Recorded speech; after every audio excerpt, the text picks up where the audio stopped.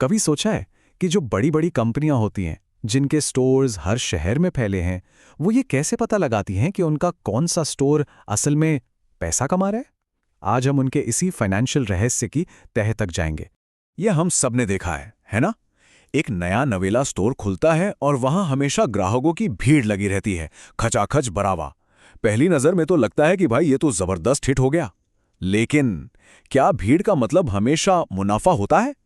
अक्सर असली कहानी इतनी सीधी साधी होती नहीं है। तो फिर चलिए इस फाइनेंशियल पहेली को मिलकर सुलझाते हैं। ये समझना कि कोई एक ब्रांच असल में कितना कमा रही है, ये किसी जासूसी से कम नहीं है।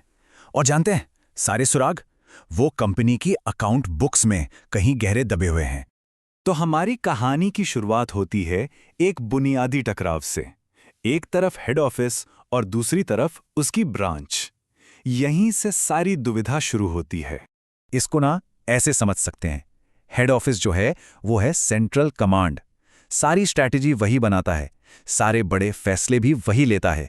और ब्रांच ब्रांच है फ्रंट लाइन पर लड़ने वाला सिपाही, जो रोज के काम यानी ऑपरेशंस को संभालता है। और यहीं पर आती है हमारी पहली पहेली।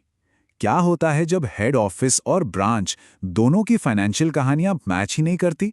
सोचिए, हेड ऑफिस कहता है कि ब्रांच पर 100 रुपए बकाया है, लेकिन ब्रांच की किताबें कहती हैं नहीं जी, सिर्फ 80 रुपए।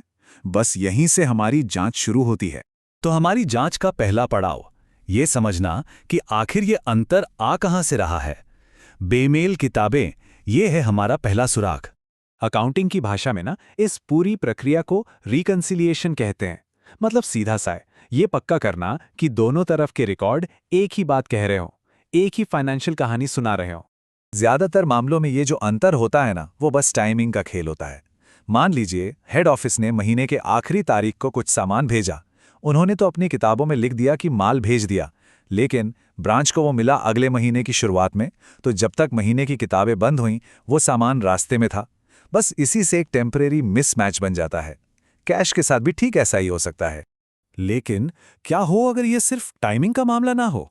कभी कभी ये अंतर जानबूझकर पैदा किया जाता है, एक सोची समझी स्ट्रैटेजी के तहत। और बस यहीं से असली कहानी शुरू होती है। तो अब हम पहुंच रहे हैं इस पूरी अकाउंटिंग पहेली के सेंटर में। एक ऐसा कॉन्सेप्ट जिसे लोडेड प्राइस या इनवॉइस प्राइस कहते हैं। यही है वो राज। चलिए एक उदाहरण लेते हैं। मान लीजिए कि हेड ऑफिस को एक चीज बनाने में 100 रुपए लगते हैं। यह है उसकी असली लागत। अब इसी चीज को ब्रांच भेजने से ठीक पहले हेड ऑफिस क्या करता है, वो इसमें एक अंदरूनी मुनाफा जोड़ देता है। इसी को कहते हैं लोड। चलिए मान लेते हैं उन्होंने 60 रुपए का लोड जोड़ दिया। तो अब ब्रांच के लिए इस चीज की कीमत क्या हुई? 100 + 60 यानी 160 रुपए। और ब्रांच अपनी किताबों में इसी 160 रुपए को रिकॉर्ड करती है।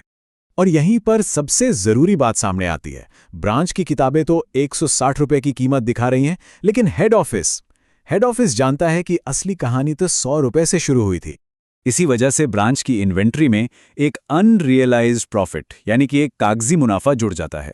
ये वो प्रॉफिट है जो असल में अभी कमाया ही नहीं गया है, क्योंकि सामान तो अभी किसी बाहरी ग्राहक को बिका ही नहीं, ये बस कागज पर मौजूद है।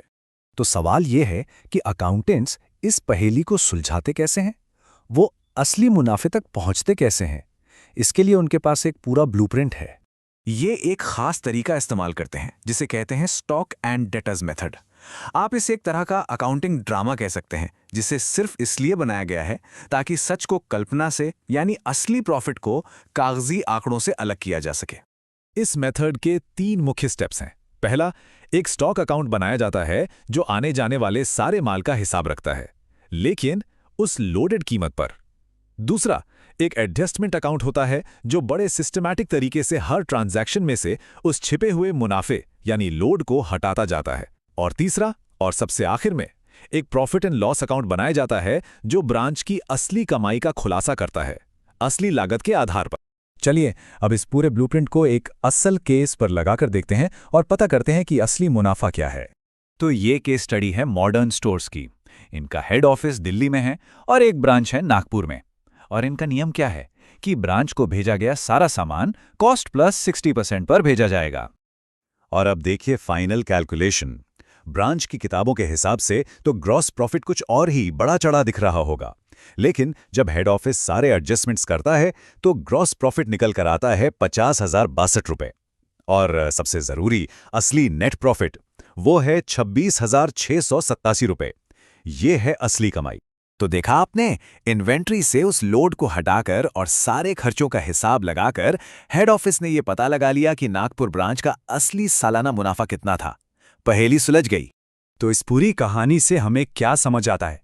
यही कि कभी-कभी असली तस्वीर देखने के लिए चीजों की जटिलता में उतरना पड़ता है। जटिलता से ही स्पष्टता निकलकर आती है। और ये हमें एक आखिरी सवाल पर लाकर छोड़ देता है। जरा सोचिए, जब एक कंपनी की सैकड़ों ब्रांच होती हैं और वो हर ब्रांच के साथ यही करती है, तो ये सिर्फ अकाउंटिंग नहीं रह जाती। ये कंट्रोल का, स्ट्रैटेजी का और आखिर में पावर का एक बहुत बड़ा खेल बन जाता है। इस लेवल का फाइनेंशियल कंट्रोल किसी कंपनी की ओवरऑल स्ट्रैटेजी और उसकी ताकत के बारे में असल में क्या बताता है? ये सोचने वाली बात